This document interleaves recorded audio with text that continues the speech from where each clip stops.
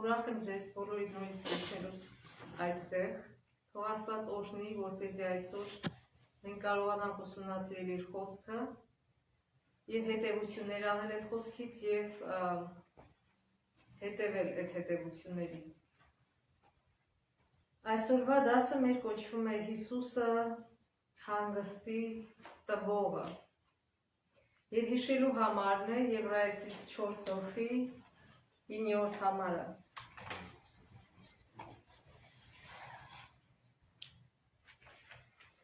Ուրեմն Աստծո ժողովրդին դեռ հանգիստ մը կմնա։ Հիմա մենք այսօր կուսումնասիրենք, կտեսնենք, այս ինչ հանգստի մասին է խոսում այստեղ Պողոս Արաքյանը։ Ուրեմն Եբրայեցիս գրքի առաջին եւ երկրորդ գլուխները խոսում են Հիսուսի մասին որպես թագավորի եւ ազատիչի։ Իսկ երրորդ եւ չորրորդ գլուխները նրա մասին խոսում են որպես հանգստություն տվողի մասին։ Եվ այս հաջորդականությունը շատ բնական է, որտեղ Աստված միշտ էլ առաջինը ստեղծել է ամեն ինչ եւ հետո նոր հանգստացել է մեր օգուտի համար։ Ստեղծել ամեն ինչ մեր օգուտի համար եւ հետո հանգստացել է, երբ որ Ադամին ու Եվային, մինչեւ Ադամին ու Եվային ստեղծելը, ինքը ստեղծեց ամեն ինչ, որ անհրաժեշտ էր Ադամին ու Եվային, եւ հետո նոր մտավ հանգստի մեջ եւ Ադամին ու Եվային էլ հորդորեց եւ տվեց այդ օրենքը, որ իրանք սուրբ պահեն շաբաթ օրը, որտեղ երկինքը եւ երկիրը ստեղծելու հիշատակի օրն է։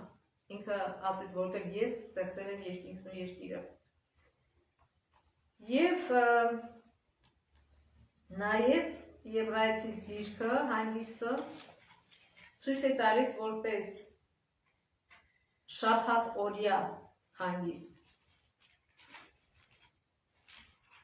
Ուրեմն մենք պահում ենք շաբաթը, որտեղ հիշում ենք,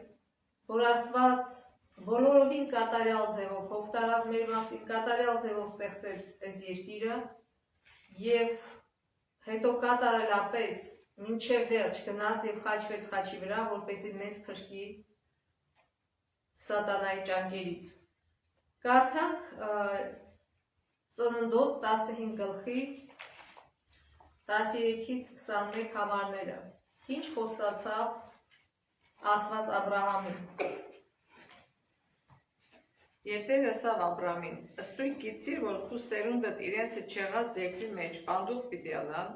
եւ ծառայություն պիտնեն ու հոն 400 տարի պիտի չարչարվին։ Բայց այն ազգը, որում պիտի ծառայեն, ես պիտի դատեմ, եւ անկե ետքը շատ ստացվածքով պիտի ելնեն։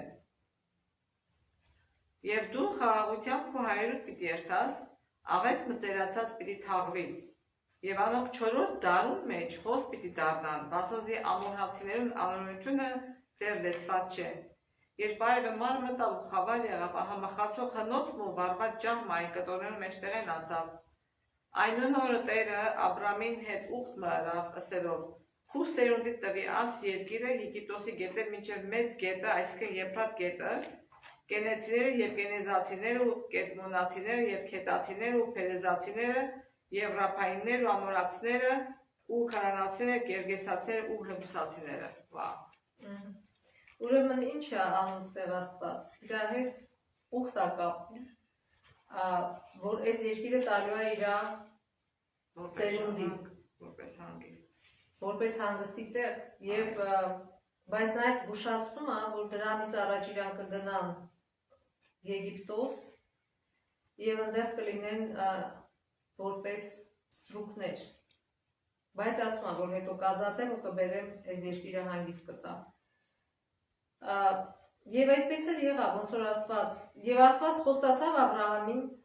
ոչ թե իր սիրուն աչքերի համար, այլ որտեղ Աբրահամը լսում ու հնազանդում է իրան եւ հավատում էր իրան։ Ուրեմն ինչի էր Աստված ուզում, որ հրեաները ստանային այդ երկիրը որպես ժառանգություն։ Ինչի ինքը հանեց Եգիպտոսից, տարավ։ Միթե չէին կարող իրանք պաշտեին Աստծուն Եգիպտոսում։ Չէ, Եգիպտոսում քանի որ ուրիշ չաստվածներ էին պաշտվում, իսկ Աստված ուզեց որ իրանց այնպեսի մի տեղ տանի, որ իրանք կարողանան ազատ ձևով պաշտեն։ Հենց տեղը բանալին, այսինքն ազատ ձևով պաշտեն, որովհետև դա հեթանոց երկիր էր եւ իրանք չէին կարողանում ազատ պաշտել, ինչպես որ ասենք թե անհավատ կինը հավատացյալ մարդու հետ ապրում կամ հակառակը եւ միշտ անհավատը ինչ որ խոչընդոտներ ա դնում մյուս հավատացյալ մասի առաջ, որ չի կարող այս հավատացյալը լիարժեք հնազանդվի Աստծուն կամ անընդհատ անախորժություններ ա դուրս գալի։ Նույն ձևի է, երբ որ հրեա ազգը ապրում էր Եգիպտոսում, անընդհատ անախորժություն կար եւ իրանք այդ հեթանոսության մեջ մոռացել էին շատ բաներ, չէ՞։ Եվ շաբաթներ չէին կարող պահել, որովհետև դրա համար դատապարտում էր իրանց։ Փարավոնը ասում էր պարապեք մնացեք։ Փարավոնը ասավ, ահա հիմա երկրի ժողովուրդը շատ է ու դուք կդադարեցնեք զանոն գործել են։ Քանի որ շաբաթ օրը նրանք դադարեցին գործելուց։ Մի ինչ որ մի քանի տարի մոռացել էին, որ շաբաթ օրը պետք է հանգստանեն։ Ու երբ որ Մովսեսը եկավ ու սկսեցին նորից շաբաթ օրը հանգստել, բանը Փարավոնին դուր չեկավ բոլորովին։ Այո։ Դրա համար Աստված ուզեց որ իրանք այնտեղից հենեն, կարողանան իրան ճիշտ ձևով պաշտեն շաբաթը պահելով։ Եվ մոտիկ հարաբերություններ ունենան իրար հետ։ Եվ երկրորդ Օրինաց 12-ից 1:14-ում Աստված ասում է, մարդկանց ասում է, որ իրանք կմտնեն հանգստի մեջ, ոչ թե այն ժամանակ, երբ որ կմտնեն ավետյաց երկիրը, այլ այն ժամանակ, երբ որ այդ ավետյաց երկիրը կմաքրեն հեթանոսությունից, կռապաշտությունից։ Այսինքն հողը ինքնինքը չի կարող դարձնել ավետյաց կամ սուրբ կամ չգիտեմ լավ հող։ Կապված է թե ինչ մարդիկ են այդտեղ ապրում։ Մարդիկ այդտեղ ապրող կարող են դա դրախտ սարքել եւ կարող են ընդհանրապես ոչնչացնել կամ սարքել միահավոր տեղ, ոնց որ այդ ազգերը, որոնք թվեց Աստված, իրանք այդ կռապաշտությամբ իրանց ինչի էին վերածել այդտեղ այդ երկիրը։ Սարսափելի տեղի, որտեղ ինչ ձևի զզվելի բաներ ասես կատարվում էր։ Եվ հենց դրա համար Աստված քշեց իրանց այդ հողերի վրայից։ Եվ եթե զգուշացրեց, ասեց, եթե դուք գնալու եք ու նույնը անեք, ես այս հողը տալիս եմ ձեզ, որ դուք այդտեղ ինձ պաշտեք, բայց եթե դուք նույնը անեք, սկսեք կռապաշտությամբ զբաղվել, նույն ճակատագիրը ձեզ էլ է սպասում։ Կապ չունի, թե ով է մտնում, ինչ անում։ Կապ ունի, թե մարդը Աստծուն է պաշտում, թե կռապաշտ է։ Եվ կարդանք Ելից 20 գլխի 8-ից 11 հավարները, Ելից 20 գլխում թվարկվում են տասնաբանյա օրենքի 10 կետերը և 20 գլխի 8-ից 11-ում հատկապես խոսվում է շաբաթի մասին։ Հանգստության օրը միտքդ բեր, զանեկասուրբ պահելու համար 6 օր պիտի աշխատես ու բոլոր գործը տնես։ Բայց 7-րդ օրը Տերոջը քո Աստծուդ հանգստյան օրն է։ Այն օրը գործը չգործես ոչ դու, ոչ քո որդիդ եւ ոչ քո աղջիկդ, ոչ քո ծառադ, ոչ աղախինդ, ոչ քո անասունդ, ոչ ատանդ մեջ եղած օտարականը։ Քանզի Տերը 6 օրվա մեջ ջրակ երկինքն ու երկիրը ծովը բոլոր անոր մեջ եղածը եւ 7-րդ օրը հանգստացավ, անոր համար Տերը օրհնեց հանգստյան օրը ու սրբեց զանիկա։ Okay, շնորհակալություն։ Եվ նաև երկրորդ Օրինաց 5 գլխի 12-ից 15-ում նորից կրկնում է այդ պատվիրանը, բայց մի քիչ վերջավորությունը ուրիշ ձև է։ Ասում է հանգստության օրը զգուշություն է, որ սուրբ պահես, ինչպես քո Տեր Աստվածը քեզի պատվիրեց, 6 օր պիտի աշխատես ու բոլոր գործերը տնես,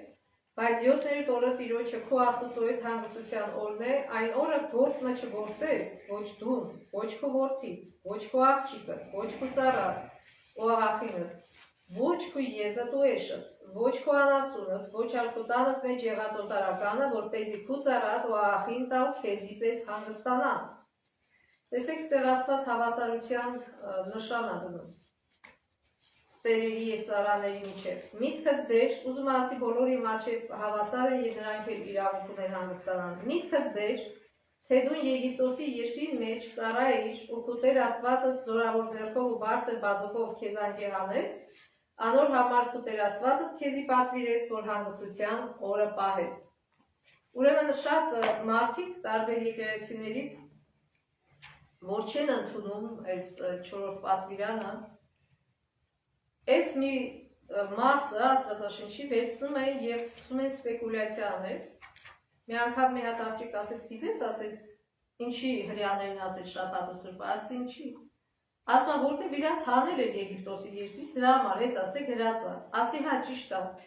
Այն մյուս տեղն է ելիցում, գրած է, որ Աստված ստեղծեց երկինքն ու երկիրը, դրա համար ասում շաբաթը պահի։ Հիմա ինչ, Աստվածաշունչը ինքը իրան հակասում է, չէ, ուղղակի լրացնում է։ Այսինքն Եգիպտոսը, ստրկությունը ինչի սիմվոլ էր, այո, խորհրդանիշը, մեղքի խորհրդանիշ։ Այսինքն մենք շաբաթը պիտի պահենք առաջին պատճառը նրա համար, որ մեր ստեղծիչ Աստվածը, մենք ինքներս չենք կարող ստեղծել, երկրորդը մենք ինքներս չենք կարող մեզ փրկագնեինք, եւ այստեղ խոսքը գնում է փրկագնման մասին, որ Աստված մեզ ինչից փրկագնեց, մեղքի ստրկությունից, սատանայի ազդեցության տակի ստրկությունից։ Եվ ուրեմն այս երկուսը շատ մեծ պատճառներ են, որ մենք շաբաթը սուրբ պահենք։ Ոչ թե մեկը մեկին հակասում է, այլ լրացնում է։ Եվ եթե այստեղ մենակ կարան ասել, որ հրեաներին է ասված, բայց երբ որ Աստված հենց սկզբից ստեղծեց եւ ասեց 7-րդ օրը օրհնեց, հրեաներ կար, ոչ մի ազգություն չկար, մենակ Ադամն ու Եվան էին։ Սո մենք բոլորս Ադամի ու Եվայի զավակներն ենք եւ այդ պատվիրանը իրանց միջոցով տրվեց մեզ։ Ոչ թե միայն հրեաների։ Շատերը սարքել են էդի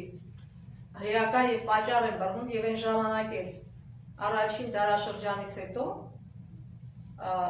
շատ մարդկանց գրվածքներից եւ այս Եբրայեցի 4-րդ գլխից էլ երևում է, որ իրանք շաբաթը պահում էին, բայց մի դար անցավ, 2 դար անցավ եւ սկսեց այսպիսի խմորումներ, որ սկսեցին հայտարարել, որ շաբաթը հրեական է եւ չենք պահելու։ Բայց 4-րդ պատվիրանը, այսինքն 10-նաբանյա օրենքը, որ տրված է բոլոր մարդկանց, մենակ հրեաներն ասված չի ասում մի սպանի, մի փողացի, մի շնություն արա, մի սենց, մի ներշե պաշտի, մի ակաստուն, ասում է բոլորին։ Բայց այդ 4-րդ պատվիրաններն է նշանակում բոլորին ամենամերում, որտեղ եթե դու ընդունում ես, որ քո ստեղծիչը Աստված է, ուրեմն նաև ընդունում ես, որ այս օրենքը տված է քո ստեղծիչ Աստծուց եւ այս օրենքի մեջ չի ասում, որովհետև ստրկության երկրից քեզ հանեցի, ասում է, որովհետև ստեղծեցի երկինքն ու երկիրը։ Տեսեք ինչպես տարբերություն է, չէ՞։ Երկու ստեղծել կա, երկու ստեղծել կա, բայց այս օրենքի մեջ ինքը մենակ նշում է այդ։ Ինչ է նշանակում, որովհետև ունիվերսալ օրենք է, բոլորի համար է, ոչ թե միայն հրեաների։ Եվ ընդհանրապես այդ օրենքը ոչ միայն 4 պատվիրանը, ընդհանրապես այդ օրենքը ունիվերսալ է եւ վերաբերում է բոլոր մարդկանց։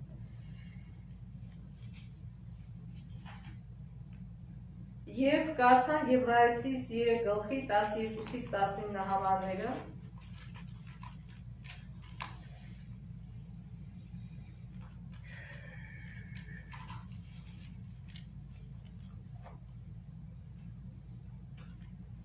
Նայեցեք եղբայրներ, չնա որ ձեզ մեկուն ներսիտին անհավատության չարսիտ լնա եւ ապստամբի կենթանի Աստծո դեմ։ Հապա ամեն օր մեկս մեկ հորդորեցեք, քանզի որ այսօր կսվի, որ չնա թե ձեզ մեկը խստանա մեղքին խաբեությունովը։ Քանզի մենք Քրիստոսին մասնակից եղած ենք միայն թե այն հաստատության սկիզբը մինչև վերջը պինդ բռնենք։ Քանի որ կսվի այսօր, եթե անոր ձայնը պիտի լսեք, ձեր սրտերը մի խստացնեք բարգացնելու ատենին պես,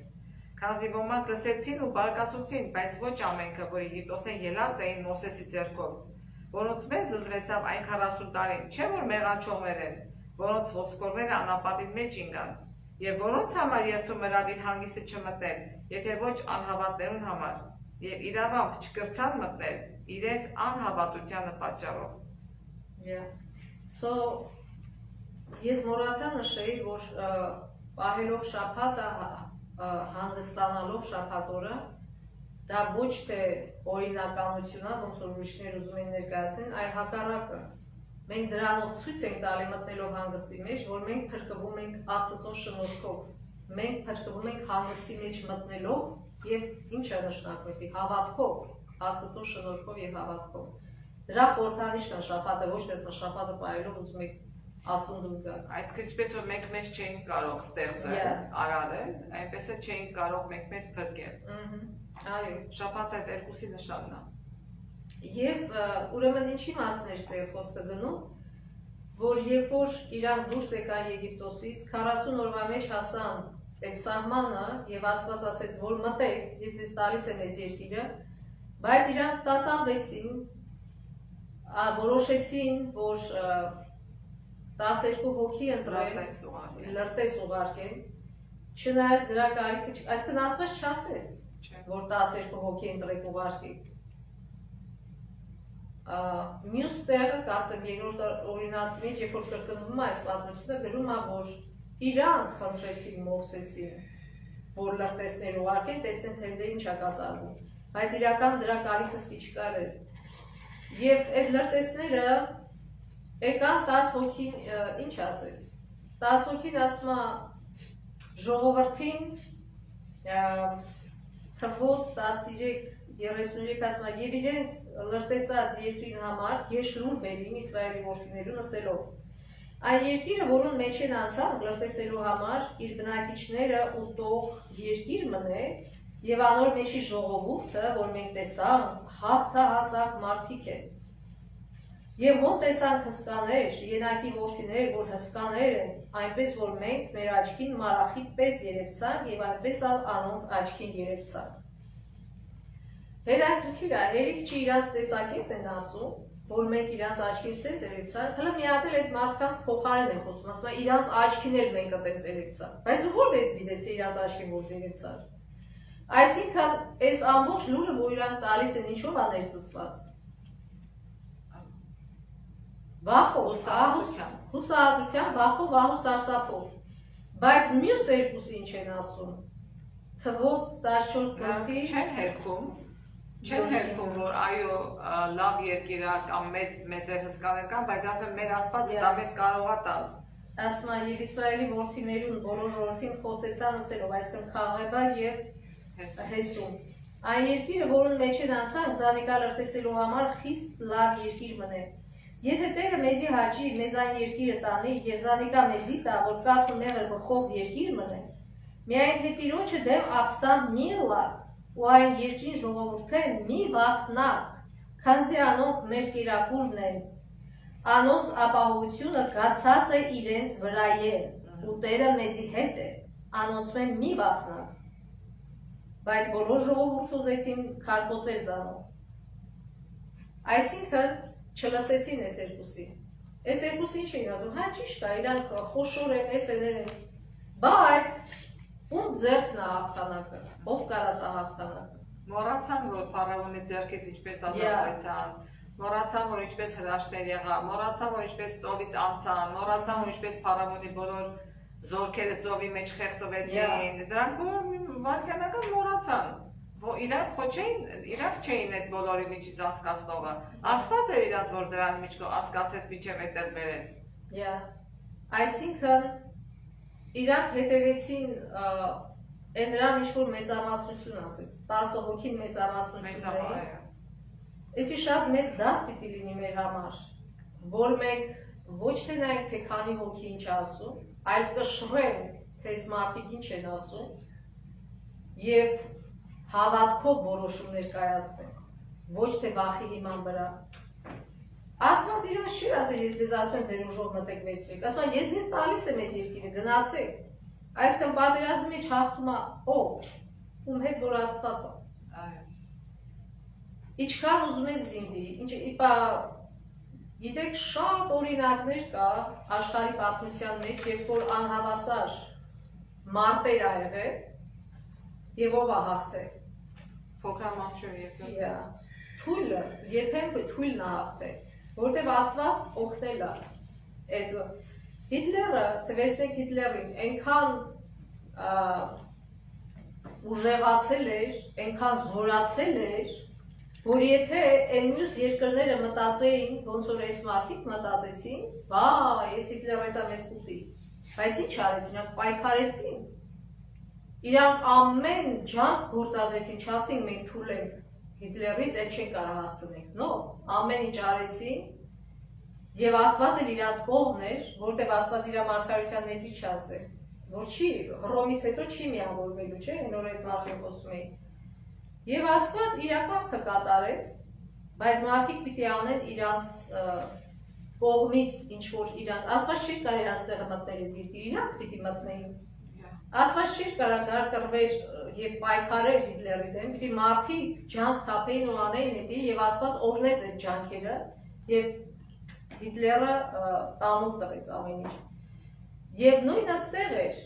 կապ չունի թե քո մոտով, տեսեք երկու հատ տեսանկյուն։ Մենք երբ որ մարդկանց առաջ կանում ենք, ոնց որ քիչ առաջ եղբայր Սարգիսը քարոզում էր, ինչի մենք մտածում թե մենք մորեխ ենք։ Ինչ կապ ունի թե մեր առաջ ով է կանած, հարուստ է, թե չգիտեմ դիրքով ինչ որ մեկն է, չգիտեմ ես իմ ով է, կապ չունի, եթե դու նսեմանում ես, քեզ պատկերացնում ես, դու նսեմ ես, որտեղ այս մարդը սենց է, արդեն պրոբլեմ ունես, որտեղ Աստծո աչքին նտես, Աստծո աչքին սրանք մորեղ չէին, ինք ասես մտեք ու գրավեք, շատ հետաքրքիր է այսի հիշենք այս դասը մեր կյանքում միշտ, որ երբեք չմտածենք, թե մենք մորեղ ենք և ոչինչ չի կարող փոխել, ոչինչ բան չենք կարող անել, տենց բան չկա, Աստծո ձեռն է ամեն ինչը, Աստծո մոտ մենք մորեղից կարանք դառնանք առյուծ, կարանք դառնանք եւ այլն։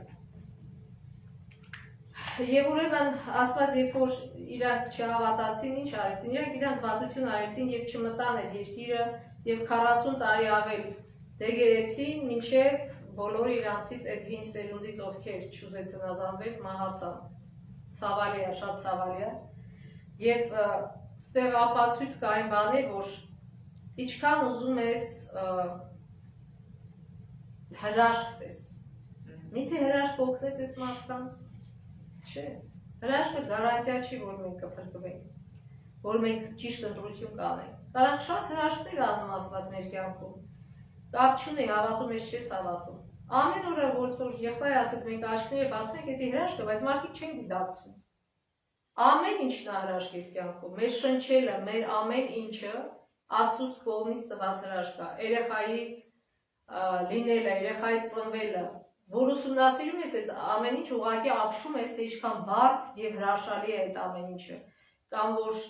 ցանում ես եւ ծաղկում են այդ ամեն ինչը, ամեն ինչ թվում է պարզ, չէ՞։ Բայց այդ ամեն ինչը ուժ ունի իր մեջ։ Ինչի մի սերմը ցանում ես, աճում է, այն մյուսը չի աճում։ Նույն ձևով ջուր է ստանում, նույն ձևով ամեն ինչ ստանում է, բայց այն մյուսը աճում է, այս մյուսը չի աճում։ Աստծո զորությունը որտեղ ունես, մեկը վերցրել է Աստծո զորությունը։ Կամ մարդ ասում են կախված է իր օրգաններից, որ ինքը ապրի։ Okay, մեռած մարդը պարկած է, բոլոր օրգանները վրան է, բայց չի ապրում։ Որտեղ շունչը դրանցել է։ Այսինքն Աստծո ձեռն է մեր շունչը եւ մեր կյանքը եւ ինքն է որոշում, թե երբ ինչը կանգ առնի, ոնց լինի, ինչը լինի։ Եվ ցավալի է, որ սենց եղավ, Աստվածը որեսի մեր համար դաս լինի եւ մենք չընդօրինակենք այս մարդկանց։ Եբրայեցիս 4 գլխի 4-ից 8 համարները 4 գլուխ 4 4 գլխի 4-ից 8 համարները։ Բացի գիրքը այսպես կսետերմը 7-րդ օրվան համար։ Աստված 7-րդ օրը հաղթեցավ իր բոլոր գործերը։ Ոնց նորեն կսե իմ հանգիստս պիտի չմտնեք, ուստի ոմանք հոն պիտի մտնեն,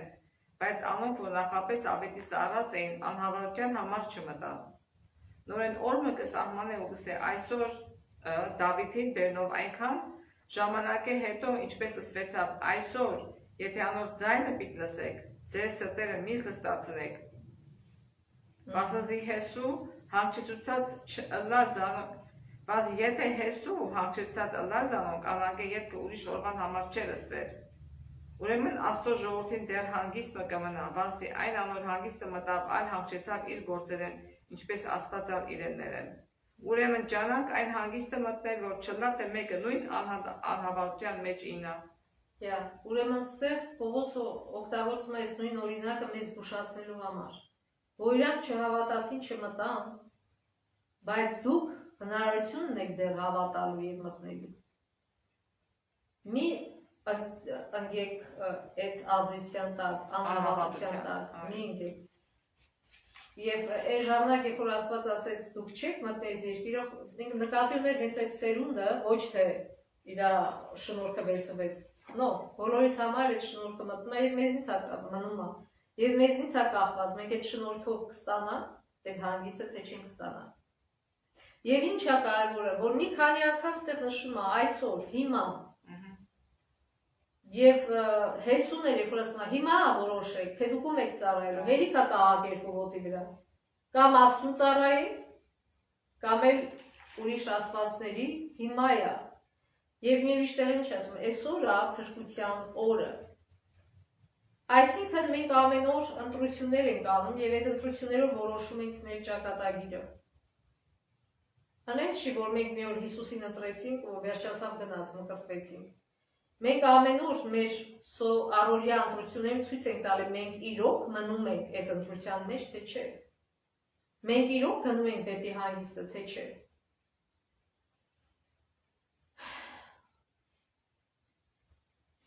Ուրեմն Եբրայեցիս գրքի մեջ այս որ ասում է այսօր հիմա նկատի ունի Աստծո խոստումների կատարումը։ Այսինքն մենք այսօր էլ կարանք մտնենք հանգստի մեջ եւ Աստծո խոստումները ստանալ։ Ինչ նկատի ունի հանգիստ ասելով։ Երբ որ մենք մտնում ենք Աստծո հանգստի մեջ, ինչ է կատարվում մեր հետ։ Նախորդ մենք մեղքերից ենք ազատվում։ Հանգստանում ենք մեր մեղքերից։ Մեղքը մեզ ինչ է անում։ Անհանգիստ վիճակի մեջ։ Շատ ահավոր։ Եվ երբ որ մենք Աստծով մաքրվում ենք մեր մեղքերից եւ ամեն օր Աստծո շնորհքով ջանում ենք, որ հավատարիմ մնանք Աստծուն, մենք այդ հանգստի մեջ կլինենք։ Եվ կարդանք Եբրայեցիս 3 գլխի 11 համարը, քանզի ներողություն։ Ուստի երթումը իմ բարկության մեջ թե իմ հանգիստս պիտի չմտնեն։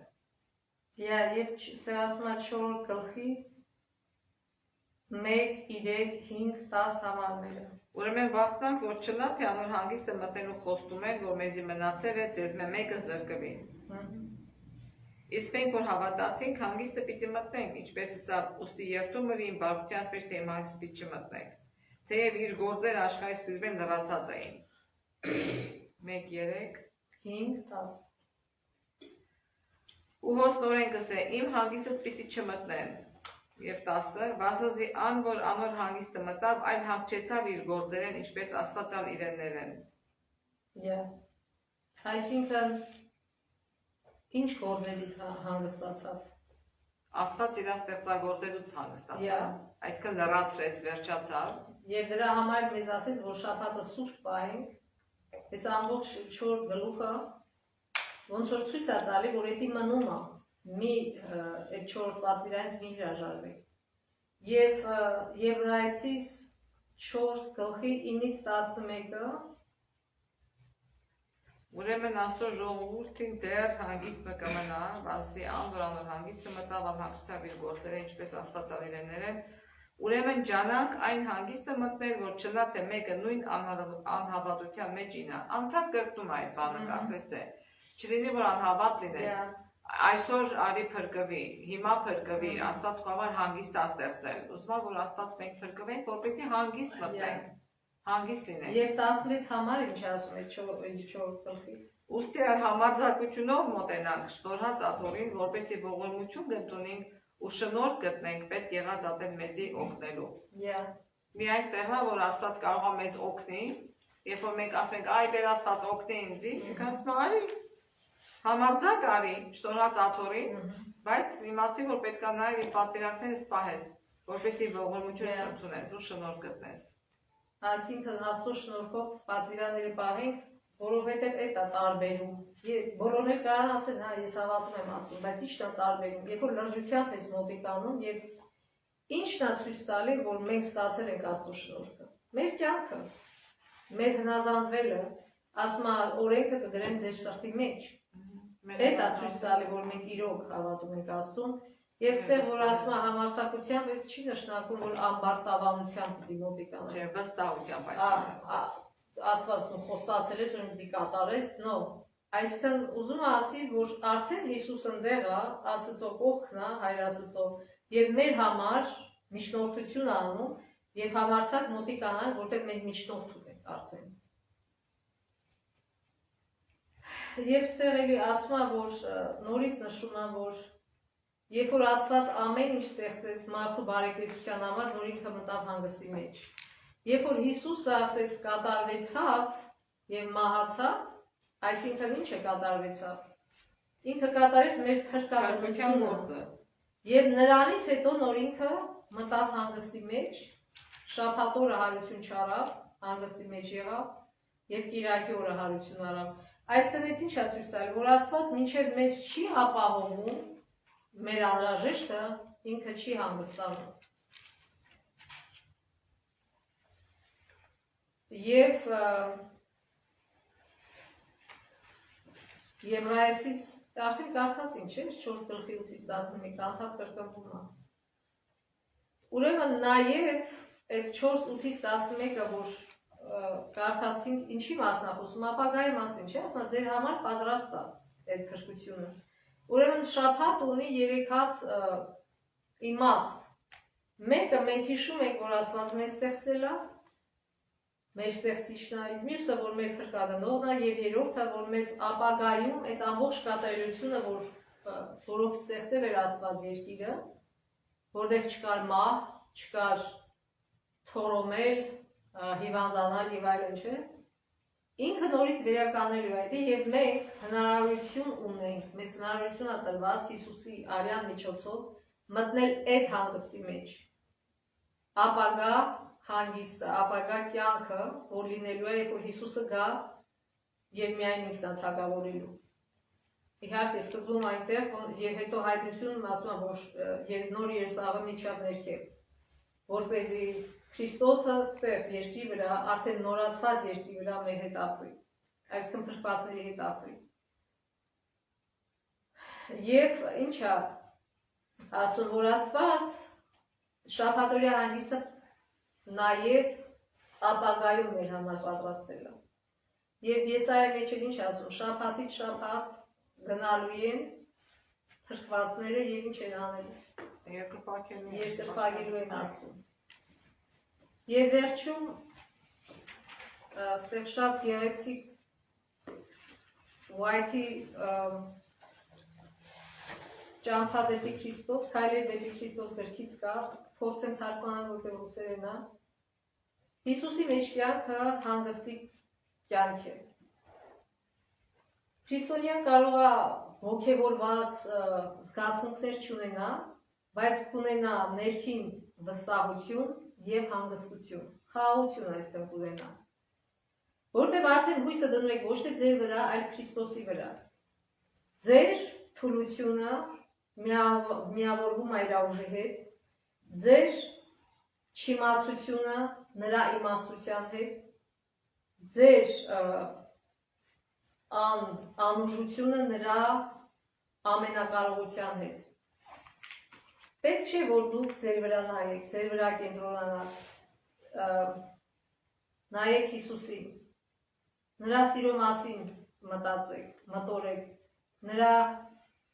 բնավորության, գեղեցկության եւ կատարելության վրա։ նրա ինքնուրացությունը եւ նրա ստորացումը, որ մեր պատճառով ինքը ստորացավ, խոնարհվեց եւ նրա մաքրությունը, սրբությունը էս պիտի լինի։ Երբ որ մենք ընդունում ենք ինչ-որ մեղքի մեջ, Աստված չի ուզում, որ մենք կենտրոնանանք, ասենք ողբալ ու ողբալ, հիշել ու հիշել։ Ինքը ասում է ապաշխարի ու առաջ գնա, նայի Հիսուսին, ինքն է կատարել, ասում է մեր հավատքի կատարողը, մեր մաքրման կատարողը նաև։ Փոքր երեխան երբ ուսում է քայլում չի, հանգնում հելնում է։ Եվ բայց ինքը չի կենտրոնանում գնելու վրա, չի նստած մնում լացում։ Հելնում անում չափես ուսում է քայլել, չէ։ Նրա անսահման սիրո վրա կենտրոնացեք եւ դրա մտածեք, ահա այն թեմաները, որոնց մասին արժե մտածել։ Ինչի մասին որ մտածում ես, այդձևել դասավորում է քո օրը, քո կյանքը, եթե բացասական գունով ես գնում, կենտրոնանում ես ամեն բացասականի վրա, պետք է մեր տեսանկյունը փոխել։ Չպետք է մտածենք մեր մասին որպես մորեխների, ուրիշների մասին որպես չգիտեմ ինչերի, այլ եթե Աստծուն հավատում ես, վստահ պիտի լինես Աստծու մեջ, որ դու Աստծո զավակն ես։ Եվ Աստծով ամեն բան կարող եմ Հիսուս Քրիստոսով։ Թող Աստված մեզ օրհնի, որ այս խոսքերը մեր սրտում նստի եւ իրագործվի։ Ամեն։